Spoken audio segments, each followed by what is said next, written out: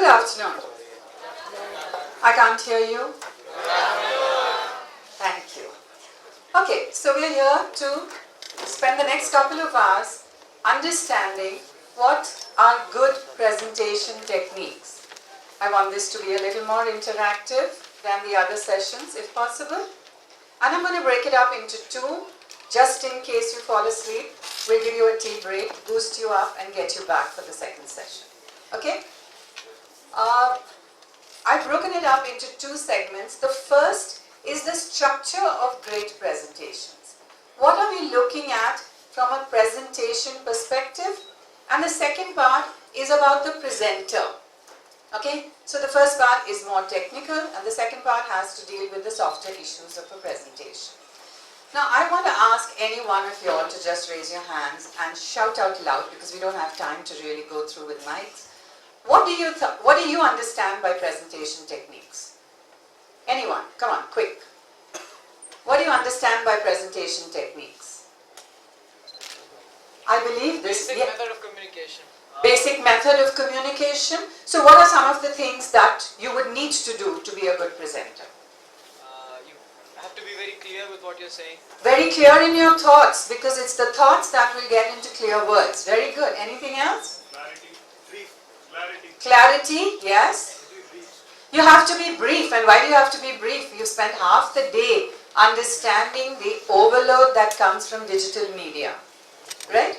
I'm sure when you take a tea break, if you haven't switched on your phones already while the session's on, you will go out and you will find 6 messages, some posts on Facebook, etc., etc. So there is information overload going on in your lives. So you've got to be brief, clear, concise. Yes? A proper flow of thoughts.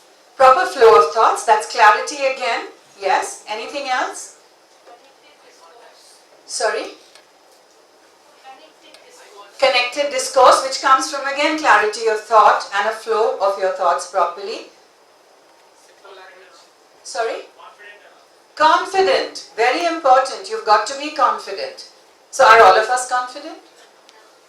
Is there anyone here who can say for sure I'm confident? I mean, a great presenter like Diane said, I get nervous sometimes, and Ashish Bhashin said that I get butterflies in my stomach. So what's the art of presenting well? Everybody gets butterflies in their stomach. Understanding your product first yourself. Besides that, I'm saying it's okay to get nervous. Anxiety actually makes you a better presenter. Anxiety is good. I remember once at an ad conference, Ad Asia 2003, I think it was, Amitabh Bachchan was the keynote speaker. And we got a brief moment with him alone and wanted to invite him for an evening event the earlier day. We had all arrived the earlier evening and there was this big, beautiful organized party by the 3 Years of I think, or was it Ad Club, I'm not sure. They were having this event in the palace grounds in Jaipur. And Mr. Bachchan said, I'm sorry, because we had 2 students who were devoted to him to take care of his needs. And he said, no, I'm going to sit in the room and I'm going to just practice my presentation. He says, I'm an actor, but I'm not an industry professional. And I have to speak for 1 hour on advertising and media. So I'm going to practice my speech. And the 2 students who were on duty with him had this feedback to give us. Ma'am, it was awesome just watching him. We could hear him pacing up and down his room, his suite, practicing his speech till he got it perfect. So anxiety is good. Practice, practice, practice till you are perfect. And perfection is not a goal, I think it's a journey. You keep trying, you keep practicing till you feel happy, successful and free. That's how you should feel at the end of a presentation. Okay? Anything else that goes into a good presentation? I don't know how it's, yeah? Eye contact with the audience. You must present yourself properly. You must face the audience. All those softer issues we'll go into in the second part. Okay? But oftentimes when I'm particularly with the youth, with students, I get to hear messages that how can we be good public speakers? Honestly, your oratory skills are not as important. Okay? So don't worry if you have a thick accent. I mean, we've all seen Narendra Modi speak, right?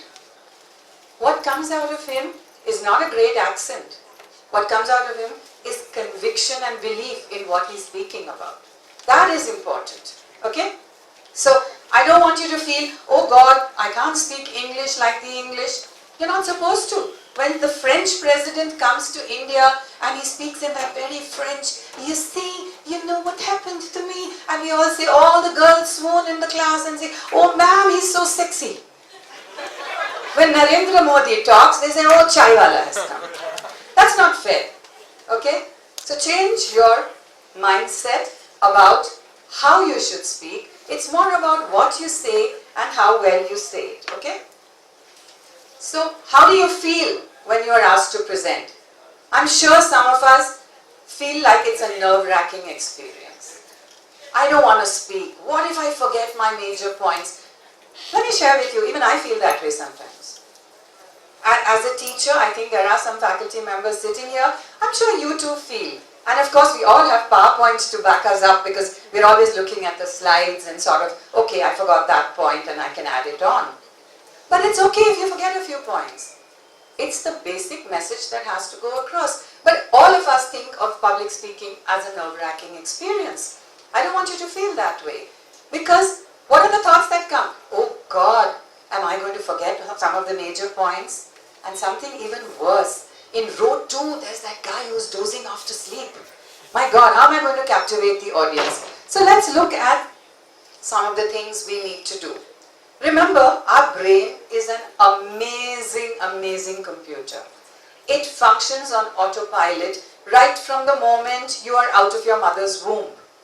And it functions on autopilot right till the time you stand in front of an audience. And then you freeze.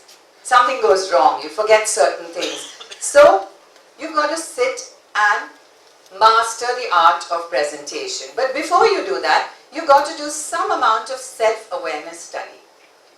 Where do you rank? And I'd like, just by raise of hands, a few people to tell me, is there anyone who's an avoider? A lot of people have fear of public speaking, and I'm talking of where you are today. It doesn't matter where you'll be 5 years later. Anyone who's avoiding public speaking? Think about it yourself. You don't have to share it if you don't want to. There are some who don't really avoid it, but we resist it. So when someone pushes me to the front of the class as a student and says, come up and make your presentation pitch. I'll come up and I'll do it, but I'm not quite happy doing it. I'm not quite comfortable doing it. There are some who are acceptors. And I'm sure each and every one of you all can identify the quadrant you belong to. Yes? Okay? These acceptors will give presentations very comfortably, but they are not like the seekers. The seekers are actually looking at opportunities to go out there and speak, make an impact, improve themselves, because with each presentation, you actually become better. Right? Practice makes perfect. So think of where you are right now and then jump into the learning pit. Because at your age particularly, and I can say this even at my age, I'm in the autumn of my life and I still want to learn. I still want to practice. There are days when I feel I'm doing something different and all of us have gadgets, right? You can record yourself. You can look at it, you can view it. Better still, you can watch other people. Watch TED Talks. You see some of the most amazing presenters with clarity, with conviction, and in 18 minutes you've got to say it all. So there are people, excuse my cough, but I just got my voice back yesterday. I hope that's not a regret for you. Okay? So, you start by deciding where are you. Were you an avoider? Were you a resistor? Whatever. Okay? Where do I want to be? That's the goal that Diane was talking about. Set your goal and then jump into the learning pit. How can you jump into the presentation techniques learning pit? Anyone? How would you? Sorry? Be a seeker. Be a seeker. So what will I do? I will take opportunities to try proactively to present. In your classrooms, you can raise your hands, ask questions, start with those small things. Most people feel, oh God, how can I ask a question? Maybe it's a stupid question. How many students feel that? A lot of students feel that, right? Oh God, should I ask this question? What if my friends think I'm dumb? Remember, if it's a class of 100 students, 99 others are as dumb or as stupid as you. You are actually the smart one because you're getting that doubt cleared. Okay? So jump into the learning pit, go deep, find out how you are going to change. Because you really can change the world. You have the power to change the world. And by the world, I don't mean the entire universe, not the entire globe, not the entire country, but your little world you can change. Okay? And this is not a cliched statement. You do have the power to change the world. How can you do that? And I'm going to show you, before we put on this video, I want to share with you what is that power that you have to change the world. Any ideas? What is the power within you? It is the power of an idea.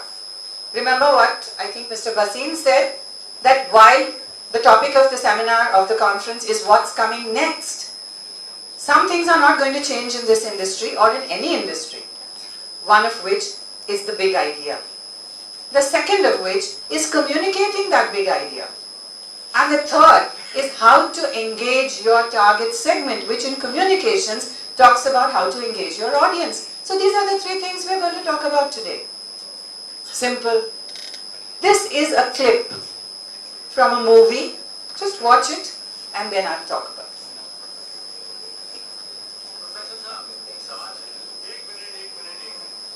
सवाल पूछने से पहले हम सब मिलकर बापू को याद करेंगे।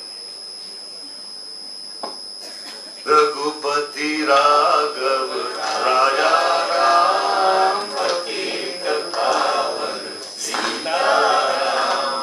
रघुपति राघव राजा राम पतित पावन सीताराम। अरे बापू, थैंक यू। अपन को संभाल लेना बस। अरे हो गया। अरे बस करो भाई, बस करो। जो भी सवाल पूछना पूछो, बिंदास। बेटा, कल यहाँ पार्क में मेरे सामने एक नौजवान ने पत्थर मार के बापू के स्टैचू का हाथ तोड़ दिया और फिर खड़ा खड़ा हंस रहा था। मेरी समझ में ये नहीं आया कि मैं उसे समझाऊं तो कैसे समझाऊं। सिंपल है, वो नौजवान के घर पे जाने का, उसको वहां से उठाने का, बापू के पुतले के सामने खड़ा करने का और पत्थर देख के उससे कहना चाहिए कि मेरा पूरा पुतला गिरा दो। ये क्या बोल रहा है बापू? जो मैं कहता हूँ वो करो। Sure?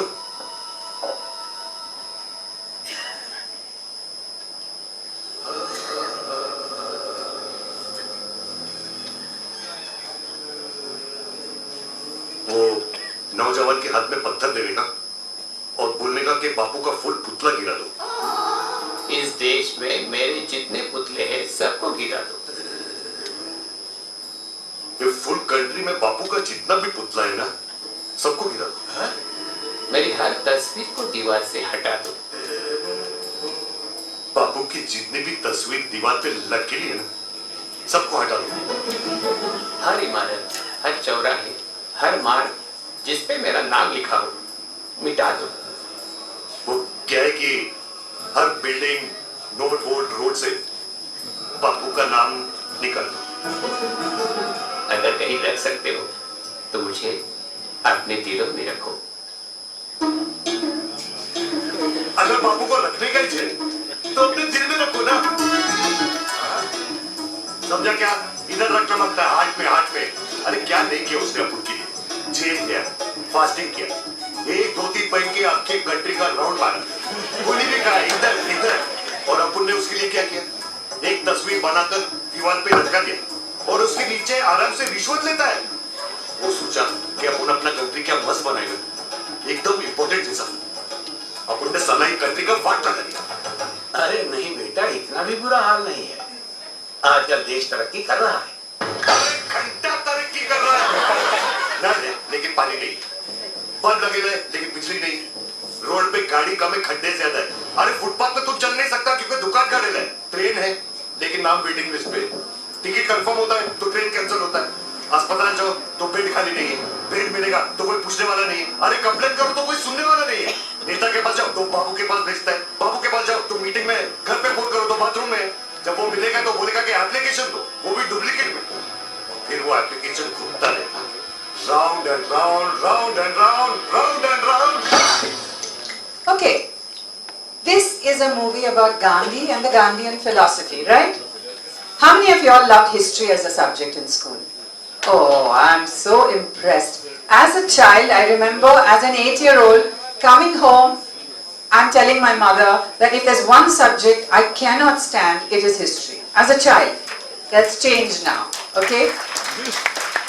You don't like history? Yeah.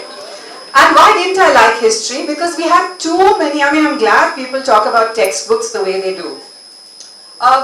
You had to remember so many dates, and my mother would sit me down and tell me, no Prathibha, history is like a story. And then she had lived through the partition and the independence. So when we came to those topics, I would sit with her at dinner time and she would tell me stories about the partition and about the British. And that's how I learnt my history. But to me, I'm a huge fan, and I think in my mind Gandhi is my mentor today. But as an 8-year-old, the only reason I liked Mahatma Gandhi was because 2nd October was a bank holiday. Okay? Having said that, every guy who wants to make a movie thinks of Gandhi as the theme, as the story. And yet, a lot of them were not too popular. Everyone said, oh, it's such a boring topic. Why was Lage Raho Munna Bhai such a brilliant movie? It was a box office hit. It did well.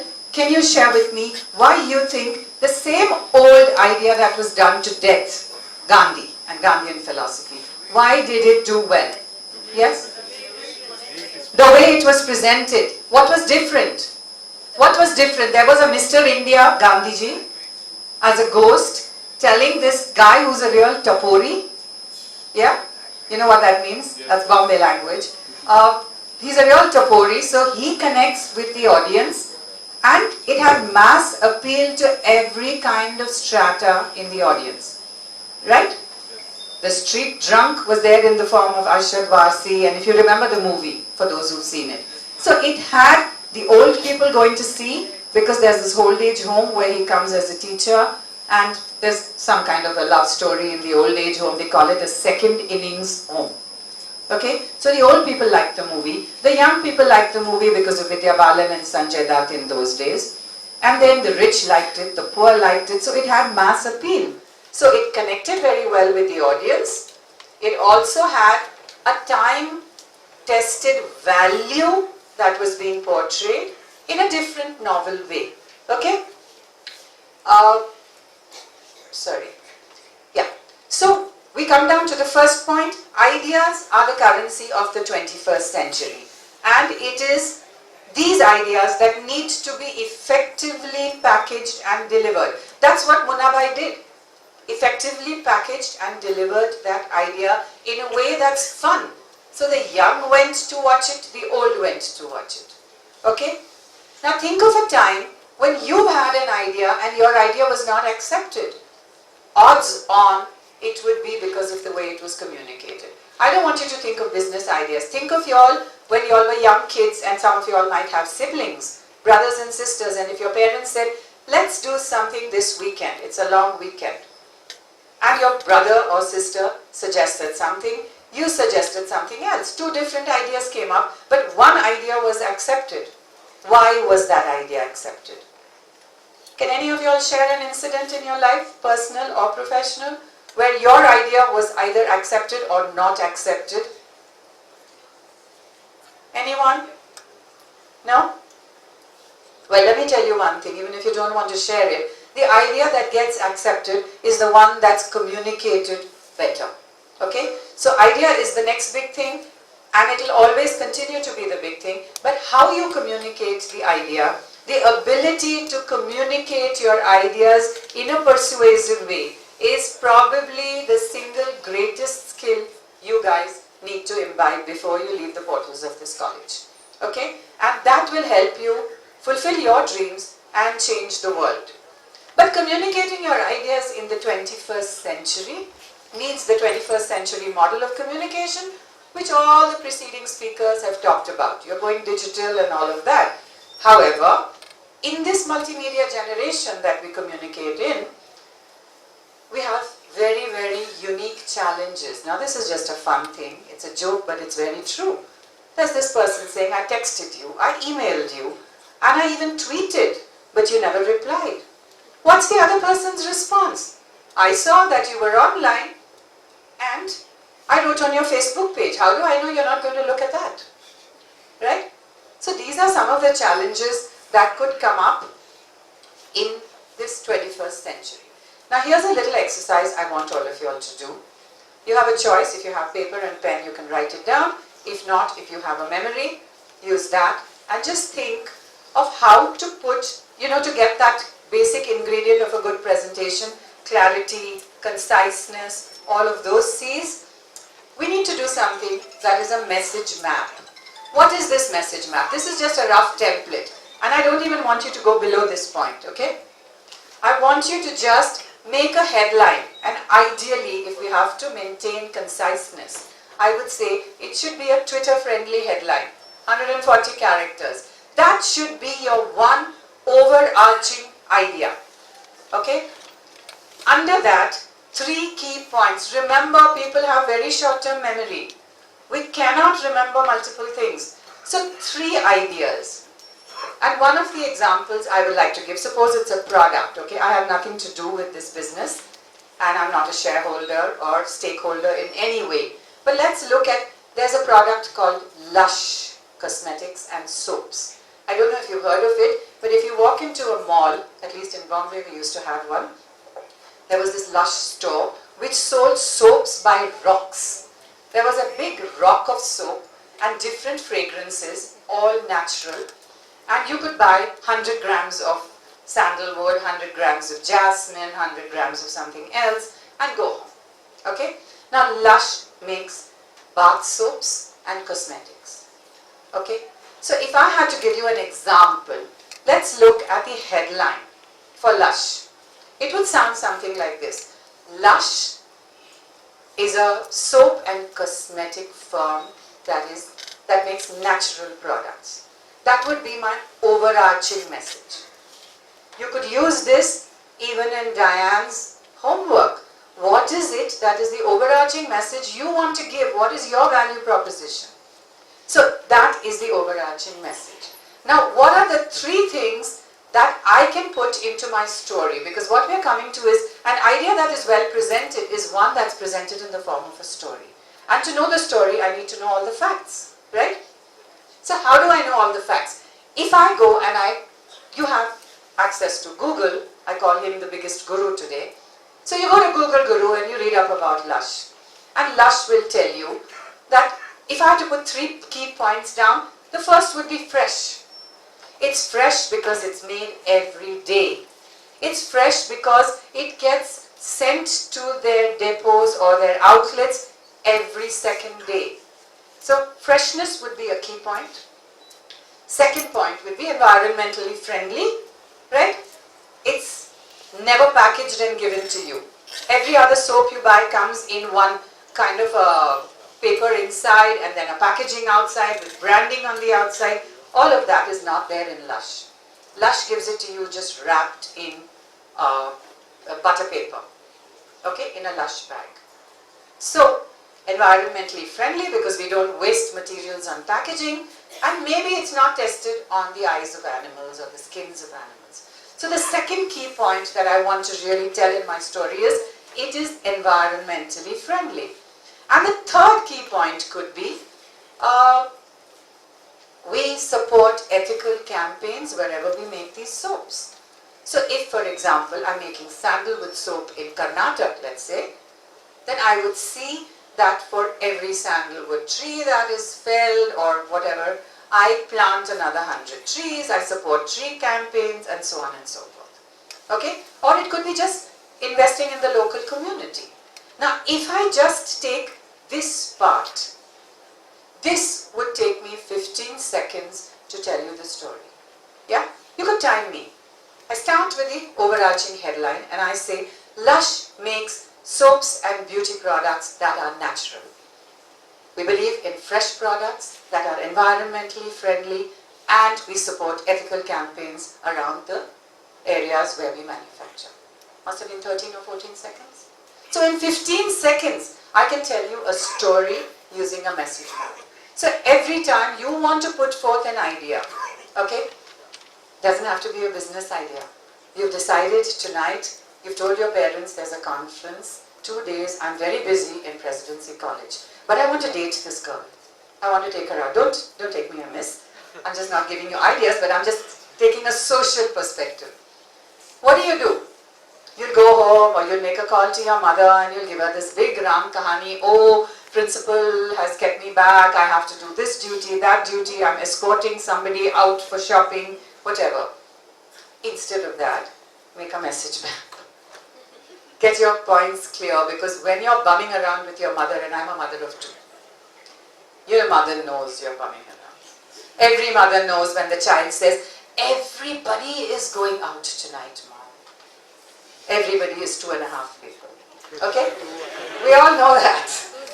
So remember, keep your audience in mind. Your mother's not exactly a dumbass. She's been through the same age and stage as you not so long ago, and she still doesn't have Alzheimer's. Okay? So she remembers. Now, let's move on. Brain research, through brain scans, people have been researching the brain, and today we know what moves people.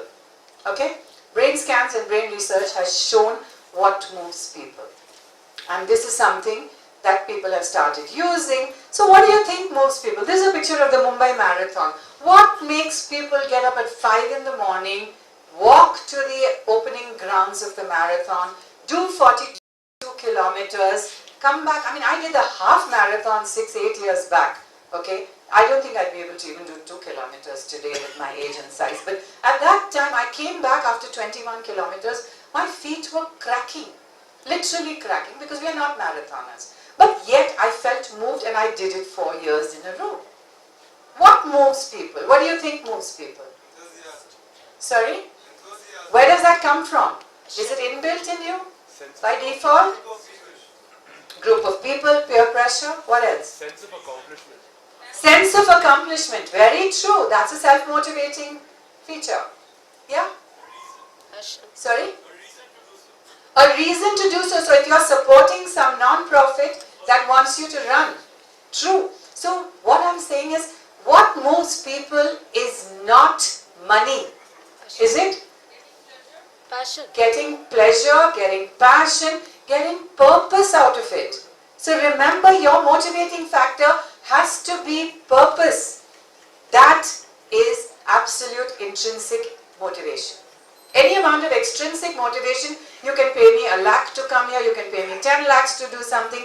I might do it once, I might do it twice. The money will motivate me once or twice. Beyond that, it has to be passion and purpose. So help yourself find purpose. Okay?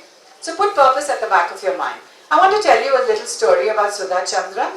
Most of you all know about her. She's an Indian Bharatanatyam dancer who graduated from Mithibai University in Mumbai. She did her ME in economics. She was a great dancer, got married, very happily married to this man, and she met with an accident. She got gangrene and her leg had to get amputated. Okay? Now after that, she obviously went through the same lows that anyone who incurs a major loss goes through. And this is a loss of a passion that she was pursuing. So what happened to her? She took a year to get over it, and her doctor kept telling her, you know, Sudha, you're so darn lucky. We've saved your knee. It's just below the knee that we have to cut. That was also the time the Jaipur foot was being marketed. Okay? And she decided to have a leg amputated, and she obviously had support from the family. She had purpose. She said, I have to teach dancing. I have to spread dancing all over. And within 2 years, she picked herself up. She danced her way through TV serials, shows, everything. Okay? Good story? Will you remember all these points? Okay. What if I had shown it to you like this? I don't say anything. I'm a school teacher. I come into class and I say, Sudha Chandran, remember all these points. Right? Great. You'll say, yeah, we'll remember it. And then you'll go back and you'll say, hopefully this idiot has left a copy of her slides, so we'll just look at it one day before the exam. Right? So what we are trying to say here is we don't live life in bullet points. Okay? Bullets are for to-do lists and for guns. Right? We know some people have made amazing presentations. All of you all must have heard, Steve Jobs has made some of the most memorable presentations. Modi received multiple standing ovations for his speech recently at Capitol Hill. Any of you all heard that? All of you all must hear that. His English was not great. His accent was not great. And yet, in the US Congress, he got these standing ovations. What does that go to show? He had a great story to tell, right? So remember, whenever you are asked to present, a presentation is a visual story. Okay? I must be able, through my presentation, to put in pictures in your head, which you will carry home. Certain images that you will carry home. We live life through images, not through words alone. Okay? In as much as a presentation is a visual story, so is a movie. This is a clip from a scene from Jungle Book. Okay? Now, if I had to say that a presentation and a movie both are visual stories, then how does the visual story start? If any of you, any MBA students or BBA students here, you have presentations you make. So how do you start a presentation? You open PowerPoint first? Exactly. That's the worst thing to do. Because you're opening a tool. You don't have your thoughts yet together. You don't have your story together. So even a script writer for Jungle Book, if you see Justin Marks, he says we start with paper. We write down the script. You've got to have a story to tell, not a PowerPoint to show. Okay? A story as simple as Red Riding Hood has a beginning, a middle, and an end. Put it down. So Red Riding Hood set out to go to the forest. She thinks it's her grandmother, that's the middle, but it's actually a big bad wolf dressed as the grandmother lying in bed. And the end is she escapes unhurt and she's running home, never to walk away alone in the woods. Right? So what is a story? A story is also information. It's data. But it has a soul. It gives you that excitement. When someone's telling you a story, like when you're narrating Sudha Chandran's story, or even Red Riding Hood, or Jungle Book, when you see Mowgli, or you're sharing that story with someone, you can actually relate to that and say, I feel a chill down my spine. I feel something in the pit of my stomach. When you're watching a gory movie, you can say that, right? You get anger, you get tears, you get emotion. And that's what you want to showcase in a presentation. Why? Because when you tell a story that touches someone's heart and their mind, it helps to break down the wall between the presenter and the audience. There's a sudden connection. And why does that connection come? Because emotion from stories lights up certain areas of your brain. This is not me saying that. Brain scans and brain research has shown that it lights up certain parts of your brain and there's a release, a flood of dopamine, which is the feel-good hormone, right? So there is that flood of dopamine in your brain. Now what does this dopamine do? Does it come out when there's logic? No. Which is why if I put up a thing like this outside your college at a cigarette stall, smoking is injurious to health, you'll say, yeah, as if we didn't know that. Right? Would you even bother? You'd go buy the cigarette if you were a smoker, light it up and continue. But if somebody shared a story with you about how they suffered as a result of smoking, or you see sometimes on the TV, on the movie screens, they show someone squeezing a sponge out and, I mean, that's really gory. But when you see that, you say, God, I don't want lungs like that. Right? So, remember, pure logic is not going to create lasting change. Lasting change comes from sharing purpose, sharing a story, sharing your emotions. And for this, there is this guy, Simon Sinek, for those who haven't heard him or watched his YouTube video, highly recommend it. I'm just showing you the short edit for a few minutes of it. Please watch it because this is what really moves people.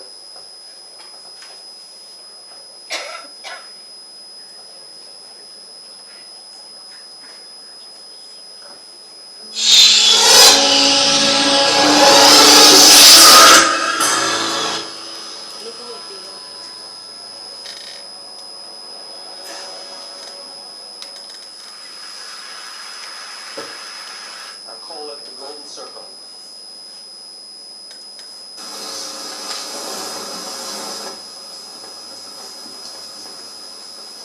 Why, how, what?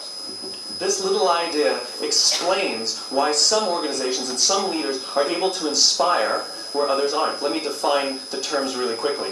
Every single person, every single organization on the planet knows what they do, 100%. Some know how they do it, whether you call it your differentiating value proposition or your proprietary process or your USP. But very, very few people or organizations know why they do what they do. And by why, I don't mean to make a profit. That's a result. It's always a result. By why, I mean what's your purpose? What's your cause? What's your belief? Why does your organization exist? Why do you get out of bed in the morning? And why should anyone care?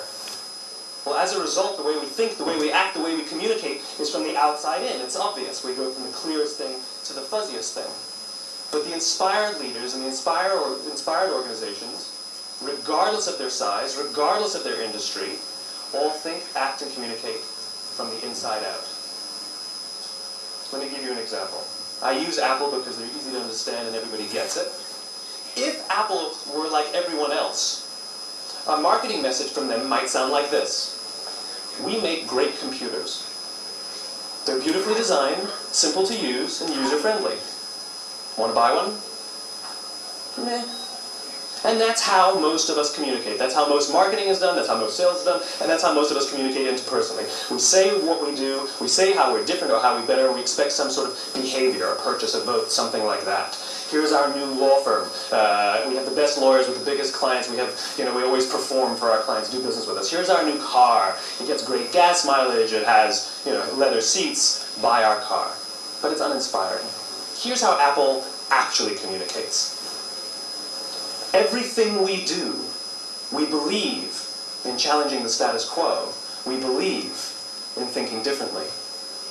The way we challenge the status quo is by making our products beautifully designed, simple to use, and user-friendly. We just happen to make great computers. Want to buy one? Totally different, right? You ready to buy a computer from me? All I did was reverse the order of the information. What it proves to us is that people don't buy what you do, people buy why you do it. People don't buy what you do, they buy why you do it. This explains why every single person in this room is perfectly comfortable buying a computer from Apple. But we're also perfectly comfortable buying an MP3 player from Apple, or a phone from Apple, or a DVR from Apple. But as I said before, Apple's just a computer company. There's nothing that distinguishes them structurally from any of their competitors. Their competitors are all equally qualified to make all of these products. In fact, they tried. A few years ago, Gateway came out with flat-screen TVs. They're eminently qualified to make flat-screen TVs. They've been making flat-screen monitors for years. Nobody bought one.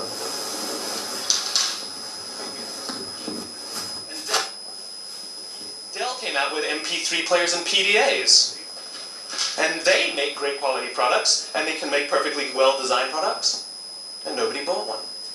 In fact, talking about it now, we can't even imagine buying an MP3 player from Dell. Why would you buy an MP3 player from a computer company?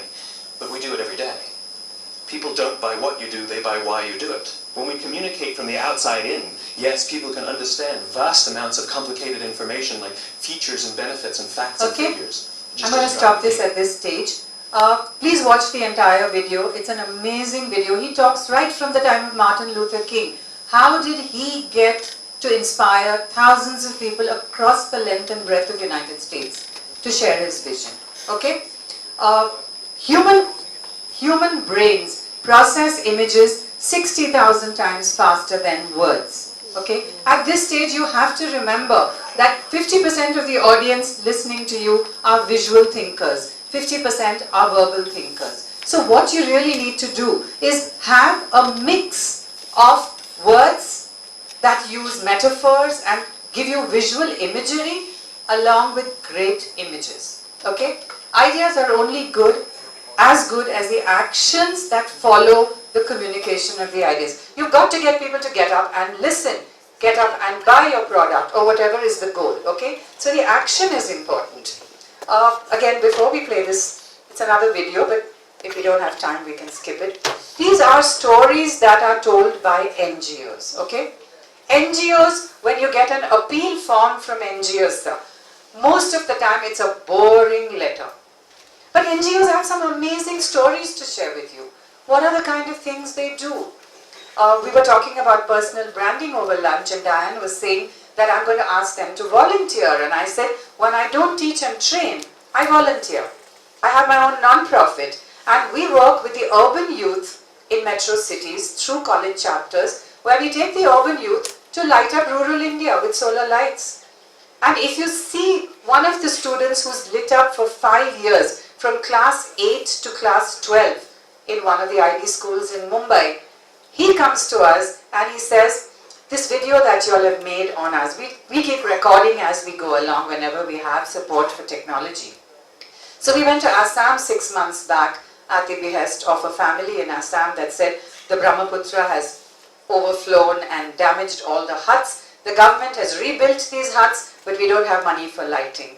So we recorded this little bit on that trip because Assam was a state we had never done before. And I'm just going to share part of that with you. But this is how this little boy, Dhruv, from class 8, was building his personal brand. Okay, Chirag. The name of the NGO is Chirag Rural Development Foundation. This is not a pitch for it, just to show you how to build a personal brand.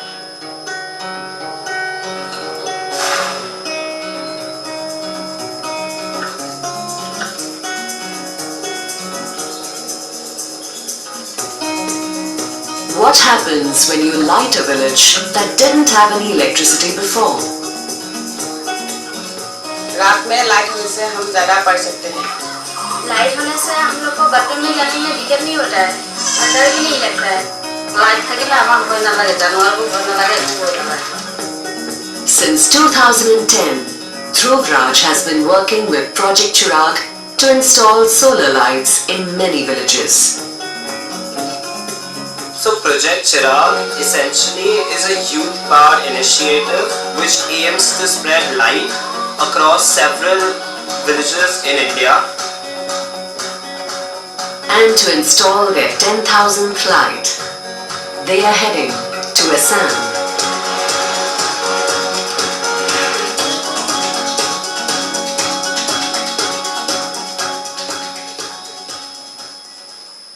Serene, beautiful, remote and secluded.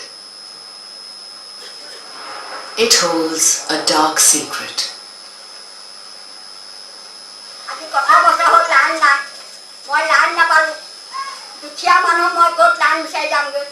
हम लोग तो कोई सरकार का लेने के लिए कोई सुविधा हम लोग नहीं जानता है, लिखा पढ़ा नहीं है, कैसे करके पढ़ाई लिखाई करेगा? जो बोलता है खप खप करता है, कोई बच्चा जो कुछ पढ़ेगा तो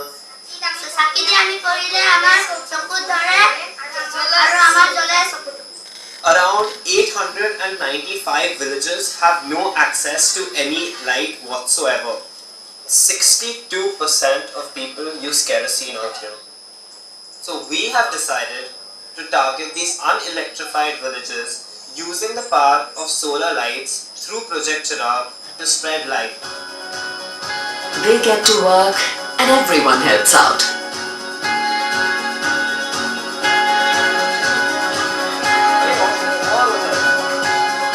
Village by village, they explain how it works.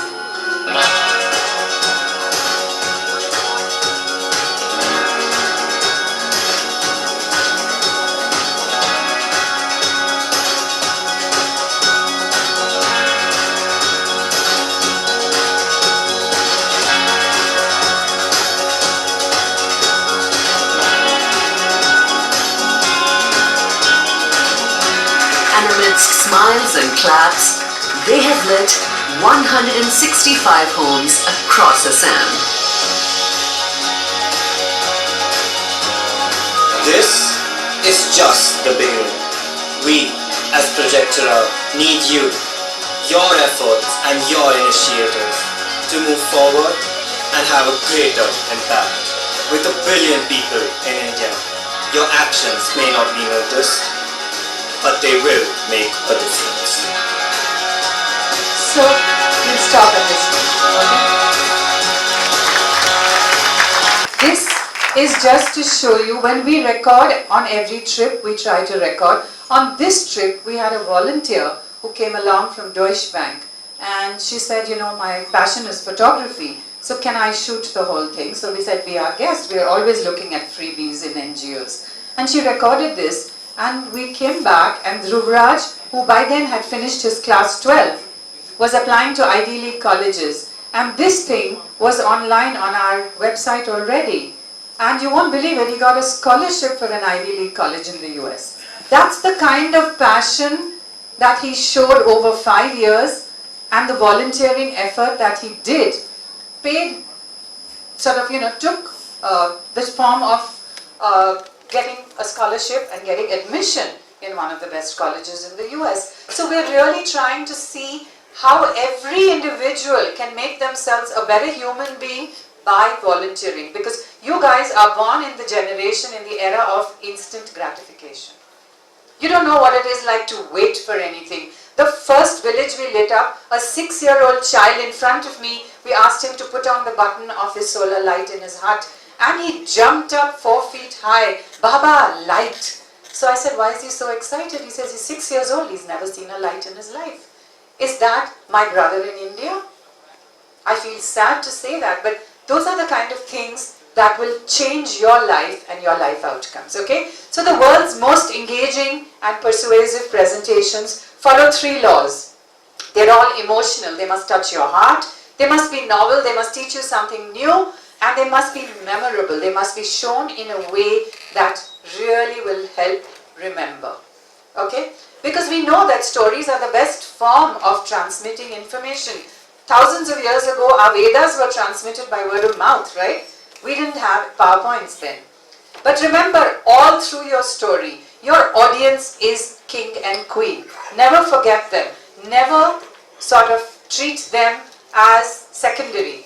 They are your heroes. You are not the hero. Most of us take center stage and think we become the heroes, but actually the audience is the hero. So treat them so.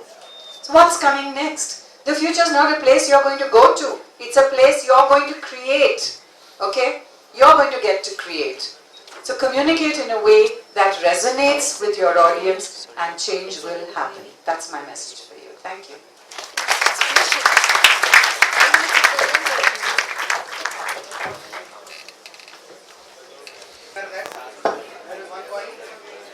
Good evening. Welcome back. Are you all energized, or do we need to do some exercises? No exercises? Okay. So in the first part we discussed what is the structure of a good presentation.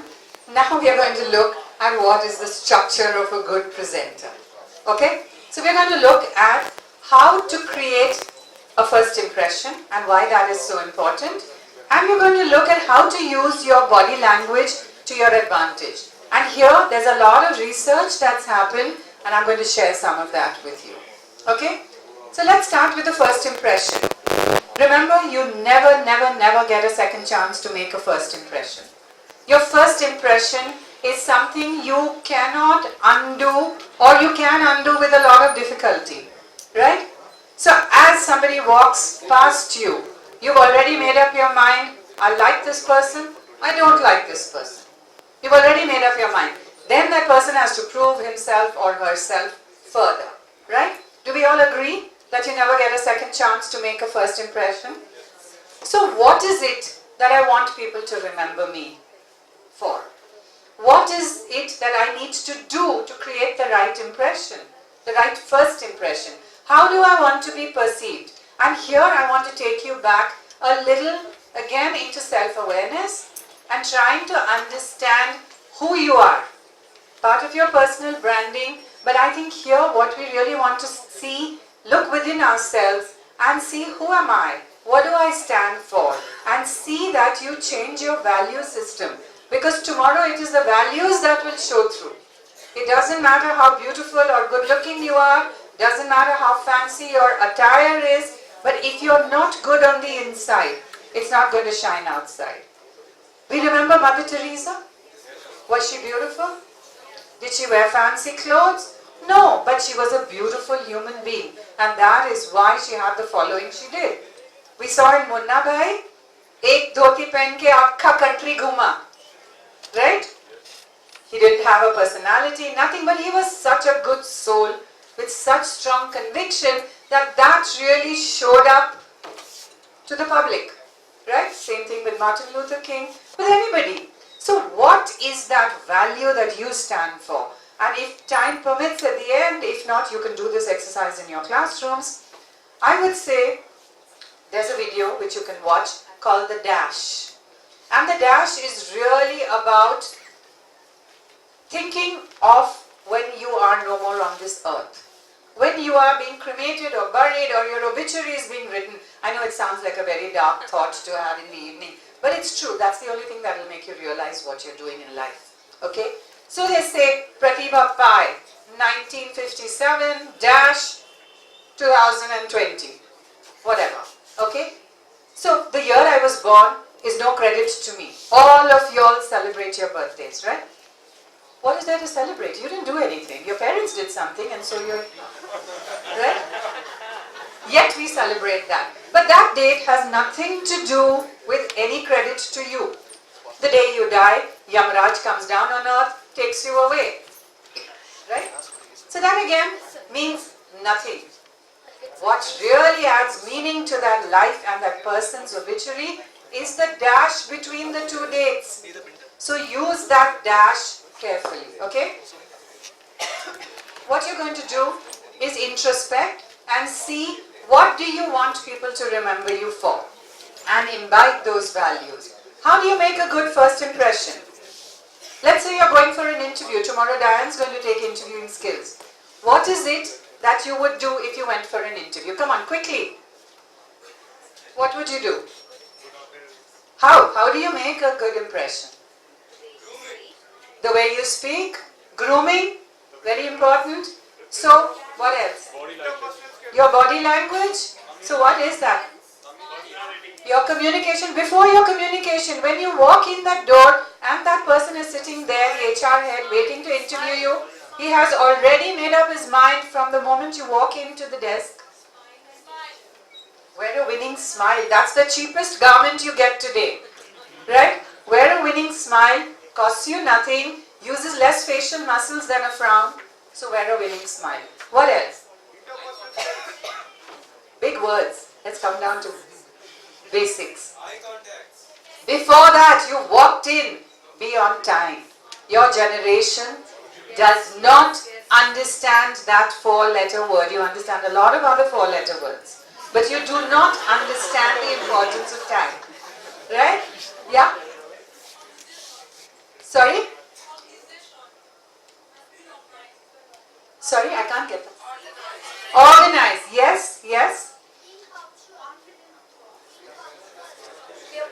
Clear posture, very important. Postures and gestures are all important. That's what body language is all about. Confidence. How do I wear confidence?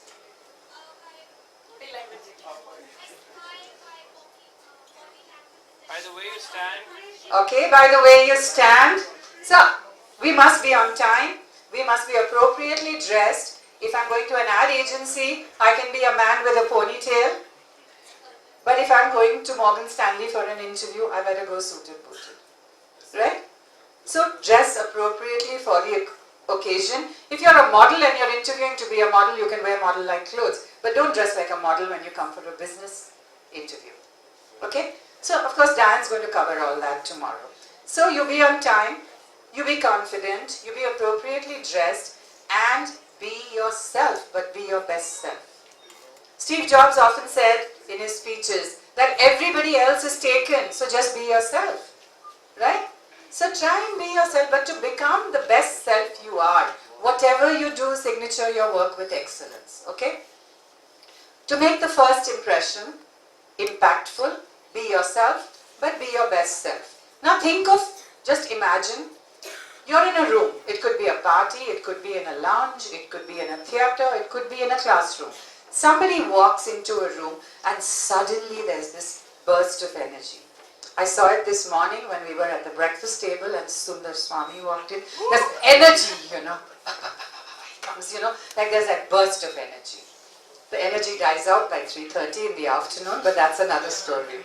So what kind of qualities and traits do people like that? Have you all met somebody like that in your life? Yes. Yeah? It could be a film star, it could be a colleague, it could be a sibling, it could be a parent. So what are some of the qualities those people have? Confidence. What else? Positivity. Very important. What else? Discipline. Amazing. Again, something that's a generational problem. Discipline. Yeah, I'm glad it's coming from the other side, you know, the other side of 30. I hope. Okay? So think of those kinds of people and try to be like them. Okay? First impressions, there's a 93% rule. Most of us feel that if I come into an interview or into a meeting and I speak in that very flash MBA way, I've sealed the deal. And my answer to that is no, definitely not. It's only 7% of what you say. It's 38% of how you say it and 55% of your body language and appearance. So there's a huge importance given to that.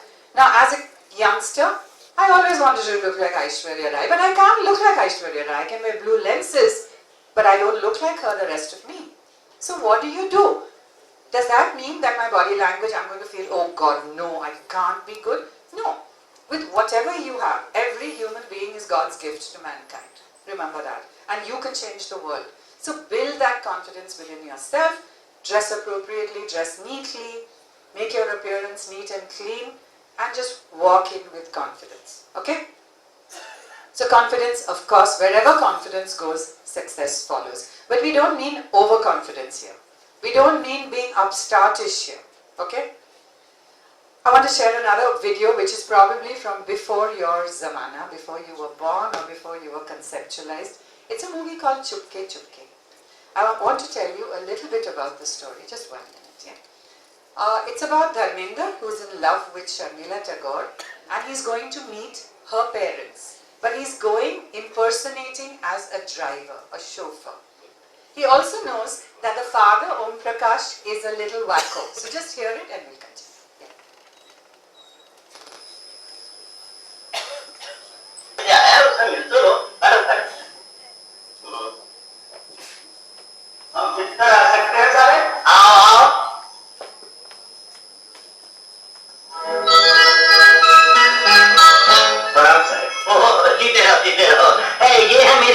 मैं जानता हूँ साहब। क्या जानते हो?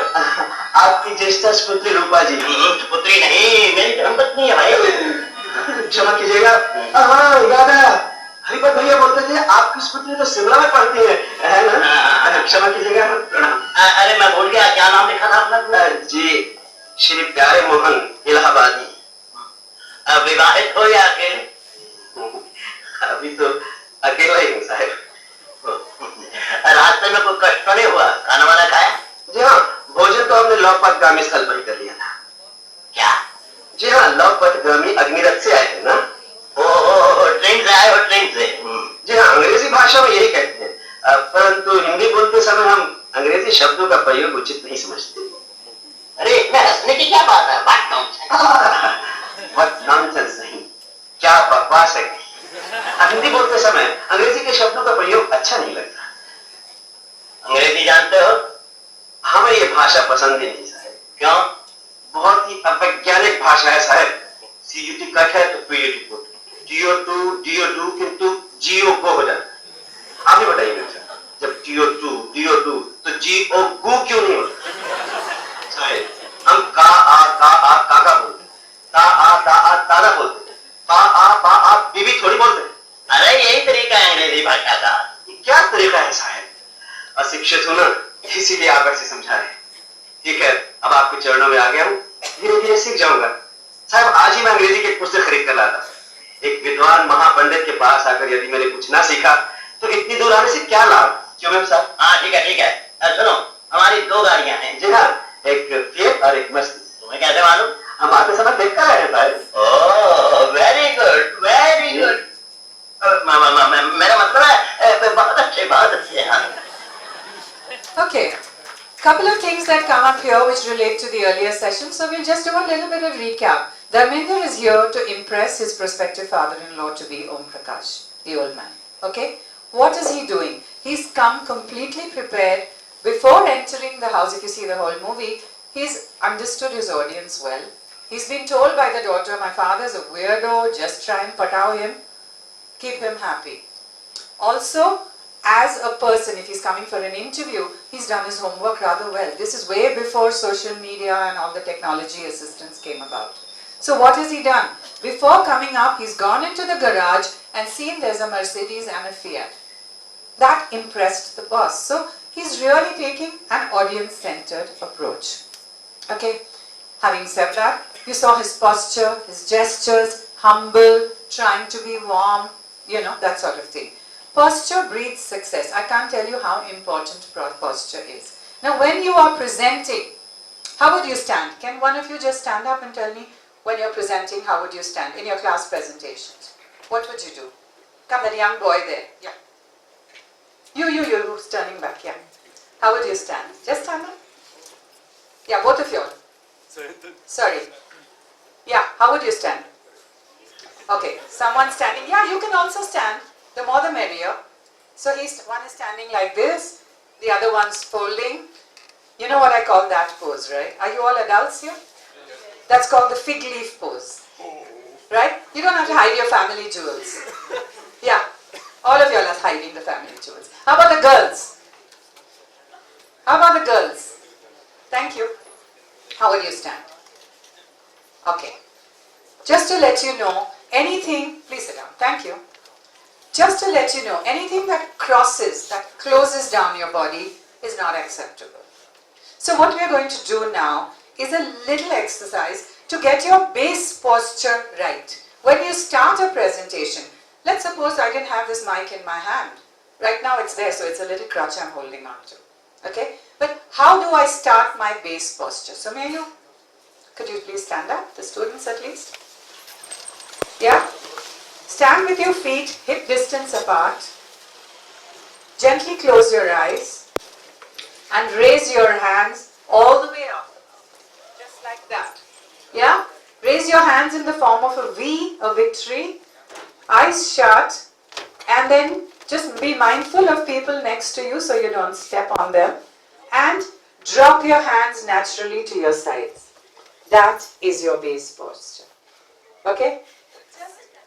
Your hands hanging at your side. Thank you. That's where you will start from. Okay? And remember, gestures strengthen our message. You will find great speeches made by all the people we've discussed in the last hour.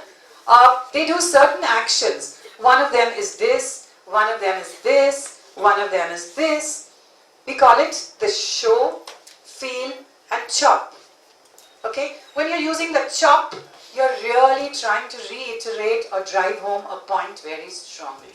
It's a strong opinion you're trying to make across. Okay, when you're doing this, you're showing it's coming from your heart. You're really sort of sharing.